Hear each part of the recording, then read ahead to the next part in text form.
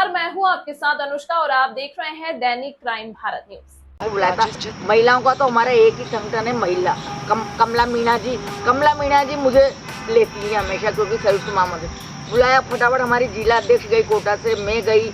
संगठन को ऐसे मजबूत बनाने सर, जितने पहले सदस्य हैं जिन्हें पद ले रखे हैं वो अपने पद की गरिमा निभाएं पहले तो, कि जब भी एक आवाज एक क्यों, और दूसरी बात कि एक आवाज में सब आए, क्योंकि जो ये कुकृत्य होते हैं, महिलाओं के साथ जघन्य अपराध होते हैं, तो उनके लिए आवाज उठाने के लिए तो सबको एकत्रित हुए।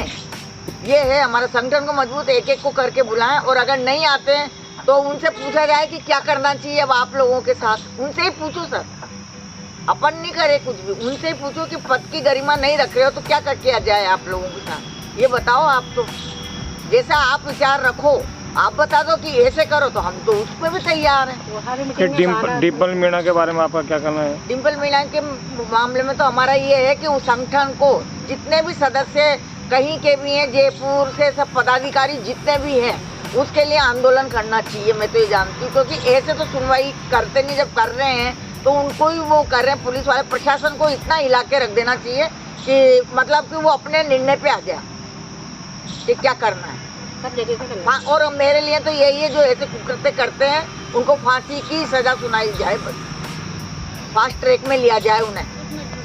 चीज बोलना चाहता हूँ, संगठन का मतलब क्या है? एकता। अगर हम में एकता नहीं है तो हम दूसरे को कैसे एकता में लाके संगठन में जोड़ेंगे?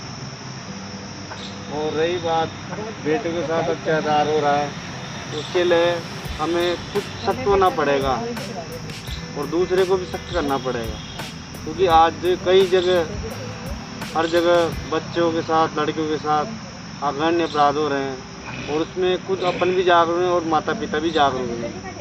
नहीं तो लड़कियों को इतनी शक्ति देना चाहिए कि लड़की खुद सक्षम हो जाती है कि लड़का उसके सामने उसको कुछ भी टच भी नहीं कर सकता। पर छोटी बच्ची क्या करेगी? नहीं, छोटी बच्ची के लिए तो अपन को उठाना पड़ेगा ना, छोटी बच्ची के लिए अपन को उठाना पड़ेगा। बड़ी लड़कियों के साथ भी अपराध हो रहे हैं, लेकिन लड़कियां सक्षम नहीं है, उनको शिक्षा प्राप्त नहीं हो रही कि क्या करना चाहिए मेरे को, ताकि मैं उसका सामना कर सकूं।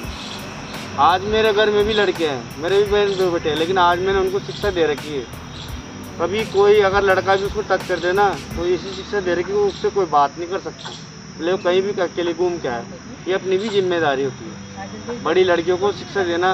भाई तो कैसे जाओगे घूमने, वहाँ क्या करना है, कैसे रहना है। बोलो यार, आप एक वर्दी में रहते हो। पहले तो सभी को संगठन में लिया जाए, उनके ऊपर कार्रवाई करी जाए, जो राष्ट्रीय अध्यक्ष से करवाओ।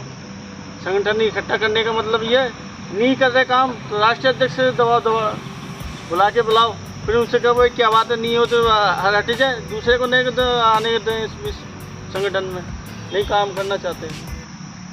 ये ऑफिस बनाओ, मेन ऑफिस में हर महीने साइन करवाओ, संगठन में होता है। ये दो साल में नहीं आ रहा तो उसको भाई, जैसे उस लड़की के साथ जघन्य अपराध हुआ ना, तो राष्ट्रीय मानव अधिकार की तरफ से एक तो कलेक्टर साहब को या एसडीएम साहब को या नायब तहसीलदार साहब को, किसी को भी एक मुख्यमंत्री के नाम या राज्यपाल के नाम या राष्ट्रपति के नाम एक ज्ञापन देना चाहिए।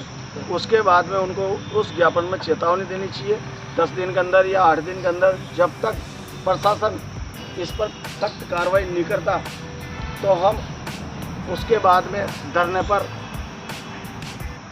प्रदर्शन करेंगे। उसकी जवाबदारी प्रशासन की होगी, जो भी नुकसान होगा उसकी भरपाई प्रशासन करेगा। हमारे राष्ट्रीय मानव अधिकार की टीम कोई भरपाई नहीं करेगी, अन्यथा 10 दिन के अंदर अंदर उन मुलजिमों को गिरफ्तार करने की कृपा करें। धन्यवाद। जय हिंद, जय भारत। मैं बोलूँ क्या? जी, खड़ा होकर बोलने को। जी। आज दिनांक 14 जून को राष्ट्रीय मानव अधिकार एवं भ्रष्टाचार निवारण भारत संगठन की ओर से कोटा शहर के अंदर शहीद स्मारक पर एक मीटिंग का आयोजन किया गया है। मीटिंग का आयोजन इसलिए किया गया है कि आज दिल दुख रहा है कि आज हमारे राजस्थान राज्य के अंदर जिस तरह से जो बेटी डिम्पल के साथ जो जघन्य अपराध हुआ है, और उस बेटी के साथ जो है बलात्कार करके बलात्कारियों ने उसकी बॉडी को जला दिया है, और उसके बाद 1 महीना हो जाने के बाद भी आज तक ना तो पुलिस प्रशासन ना ही जिला प्रशासन, ना ही कोई हमारे राजस्थान के मुख्यमंत्री महोदय उस पर कोई ध्यान केंद्रित नहीं कर रहे हैं। हमारे हिंदुस्तान के प्रधानमंत्री का कहना है कि बेटी बचाओ बेटी पढ़ाओ। केवल कहना ही सब कुछ नहीं होता है, ये तो मुंह है, हम कुछ भी कह सकते हैं, लेकिन आज हमारे राज्य के अंदर ऐसी बेटियां, ऐसी महिलाएं पीड़ित जिनके साथ जघन्य अपराध हो रहा है, लेकिन पुलिस प्रशासन सुनवाई नहीं कर रहा है, ना ही जिला प्रशासन सुनवाई कर रहा है। तो क्यों ऐसा क्यों हो रहा है? आज मैं राष्ट्रीय मानव अधिकार एवं भ्रष्टाचार निवारण भारत संगठन की ओर से ये कहता हूँ कि आने वाले समय में कोटा शहर के अंदर उग्र आंदोलन किया जाएगा और बेटी के हत्यारों को फांसी की मांग करते हुए उन्हें सजा दिलाई जाएगी।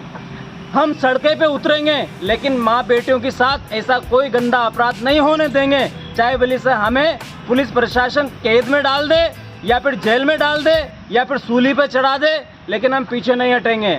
आज जिस बेटी के साथ इतना जघन्य अपराध हुआ है, एक माह हो जाने के बाद भी, एक महीना हो जाने के बाद भी आज उसके माँ बाप धरने पे बैठे हुए हैं। कल मैंने एक वीडियो देखी थी, पुलिस प्रशासन डंडों की चोट पे उनको भगाने की कोशिश कर रहा है।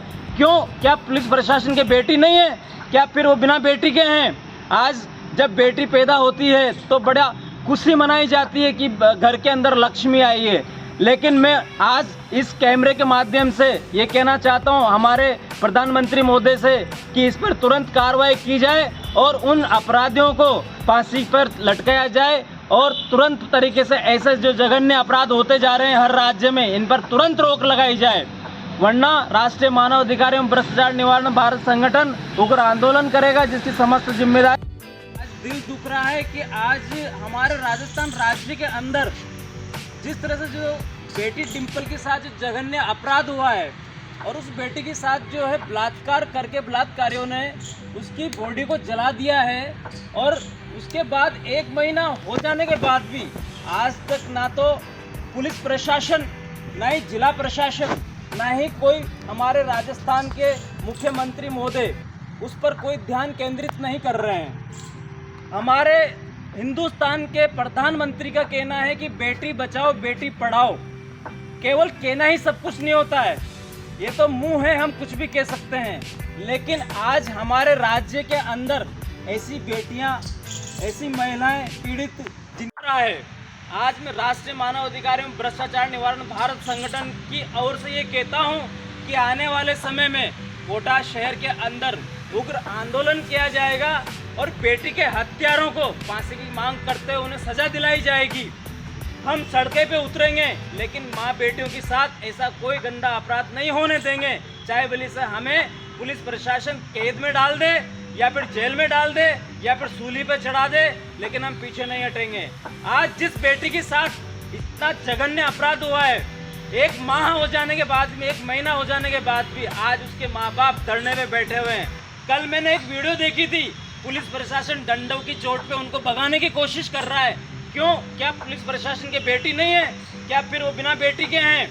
आज जब बेटी पैदा होती है तो बड़ा खुशी मनाई जाती है कि घर के अंदर लक्ष्मी आई है, लेकिन मैं आज इस कैमरे के माध्यम से ये कहना चाहता हूँ हमारे प्रधानमंत्री महोदय से कि इस पर तुरंत कार्रवाई की जाए और उन अपराधियों को फांसी पर लटकाया जाए और तुरंत तरीके से ऐसे जो जघन्य अपराध होते जा रहे हैं हर राज्य में, इन पर तुरंत रोक लगाई जाए, वरना राष्ट्रीय मानव अधिकार एवं भ्रष्टाचार निवारण भारत संगठन उग्र आंदोलन करेगा, जिसकी समस्त जिम्मेदारी राजस्थान सरकार और पुलिस प्रशासन की होगी।